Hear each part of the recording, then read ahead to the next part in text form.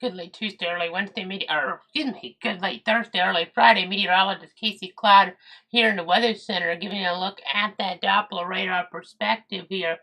You can see what we're looking at, and it is a clear view, so not having to pay attention too much toward that local weather on that Friday here as we give you a perspective on what's going on.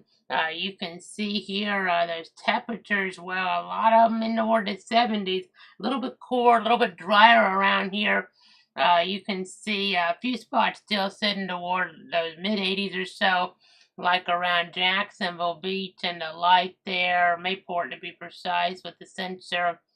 You have St. Augustine at 80. I mean, you kind of tell that weather story here as we're just giving you the latest. I know, unfortunately, though, the aftermath of Beryl in Texas is still a big story. I know the heat's a factor. They even had some thunderstorm action on that Thursday. I know, looking here, over 1 million customers still in the dark in terms of electricity there in the Lone Star State. So not good news. Taking a while for that power to come back on. Those warm temperatures causing some problems for folks. So something to take note of here. Just make sure you're drinking plenty of water. Hopefully, if you're watching, maybe you don't have too much battery left. Just make sure you're really in a spot where you can get that air conditioning and the like here, because these are life-threatening temperatures here, especially when the air conditioner is this off for days and days here as we're looking at things. So as we look towards South Florida, there is some thunderstorm activity down there. You can see some thunderstorms as we get into ward areas there. Sebring down to Cape Coral, on and off there, and you even see Fort Pierce there, and Palm Beach, West Palm Beach, kind of telling that story. So, and just kind of interesting to know what we're doing with the aftermath there. Beryl, even in the Northeast, had some tornado warnings in New York State on that Wednesday, and it's been a weird week. I know, getting my days mixed up a little, but we were on Monday morning there with coverage, so it's been things, and we had the 4th of July last week, so things a little bit off there in terms of those days on that calendar. But you can even see some thunderstorm action in eastern parts of Kansas right now as we get over there northwest of Joplin. You can see there a severe thunderstorm warning. We had some warnings, severe thunderstorm warnings around Kansas City. I see there's a flash flood warning in place still as we're looking toward areas in northeastern Kansas, counties like Leavenworth and Wyandotte under that, as well as Platte County in Missouri, and even a strong thunderstorm there in the heartland. Not quite severe in nature per se, but that's east of it. Looks like Farmington there, so you might hear some rumbles of thunder if you're in some of those areas there in southeast Missouri. Currently not warned, but can't write a severe thunderstorm warning with that. As we kind of look at things here, just overall, again, you don't see a thunderstorm risk around, which is good to see this time of year. That drier air, definitely the story. And let me go ahead and say here what we're doing with in terms of those graphics. And we'll pull this up here, the names. I know we did have an area of interest we were kind of looking at a little bit off the east coast of Florida. I mean, that's kind of part of the overall pattern where there's more moisture over there, and not seeing that moisture here, drier air infiltrating toward the Axel inland communities for a little bit longer. So that's what we like to see in terms of that aspect on things. I mean, I'll kind of see what I'm talking about with near zero chance of development into Debbie here as we're kind of looking. You see some thunderstorm action off the east coast of Florida, but not too big of a deal overall. So that's some good news there.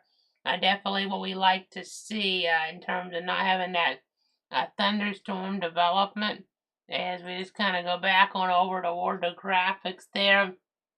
Again, you can kind of see where we're at with the names. Debbie will be the next name. Ernesto after that. Francine, Gordon.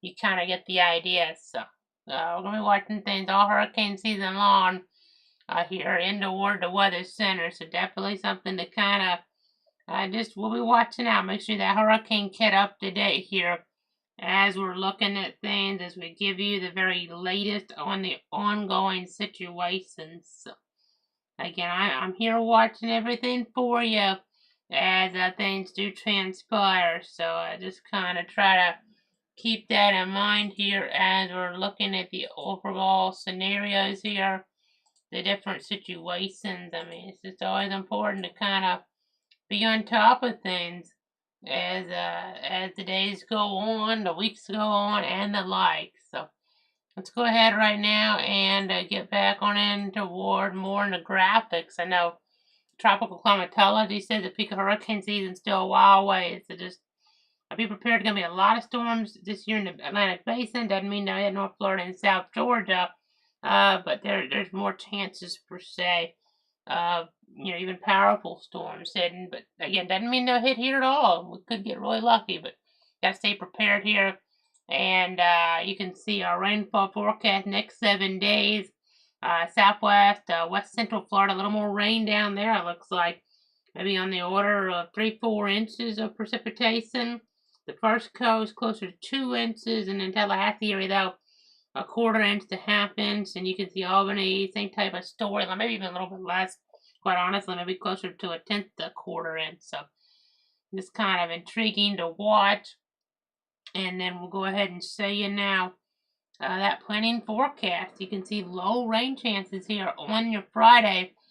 I know it's a situation. We have that area off the coast. We've also had some Saharan dust in the scenario here. It's drier than we were thinking earlier on, honestly. I lowered the rain chance more than I normally do here.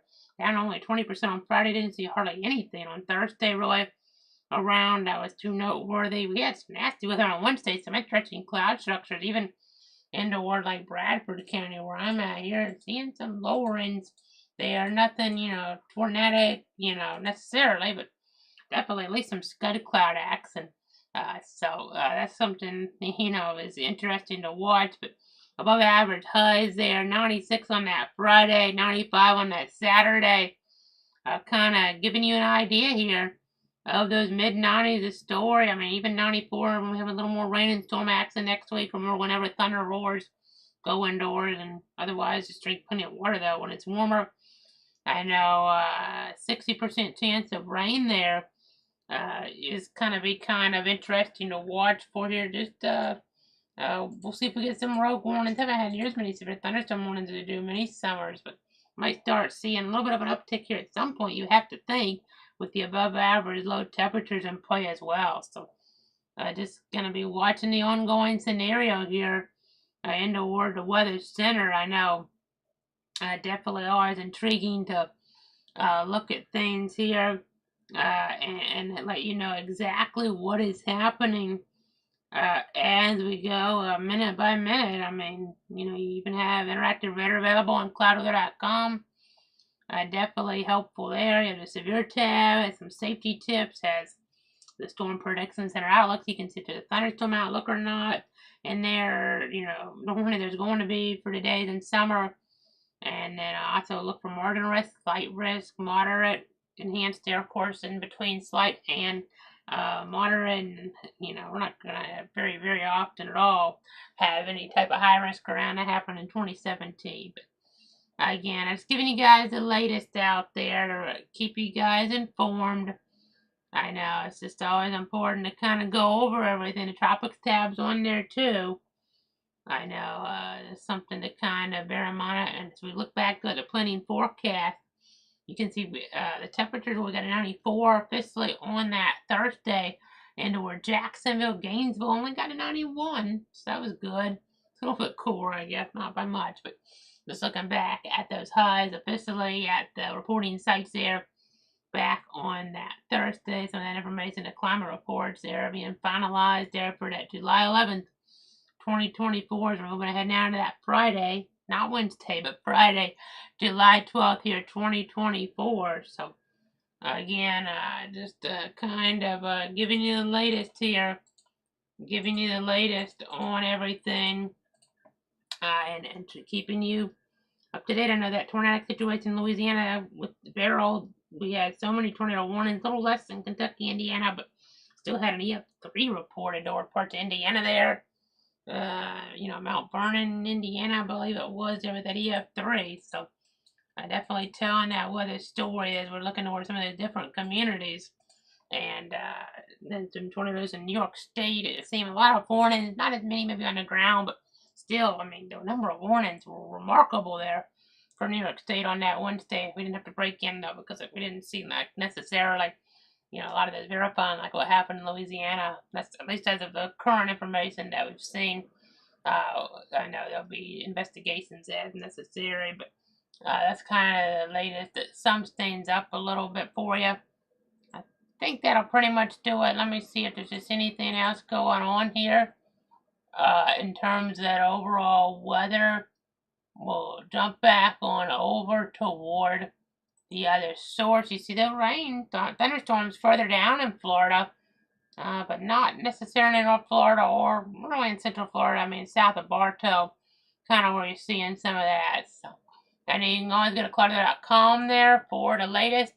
You have Facebook for the different streams. You have Twitter, YouTube, Twitch. And just kind of giving you the idea on everything. Hit that subscribe button on YouTube if you haven't done so already. And just be prepared for all the latest information, of course, when there's severe weather.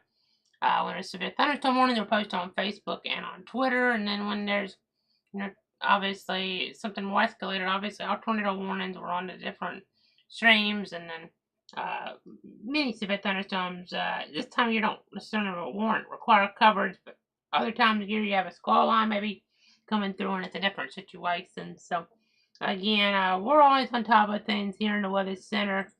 Hope you have a great night. Hope you have a great weekend out there. Not the 4th of July weekend this time around. That was last weekend. But just enjoy things and have a great night out there and stay safe.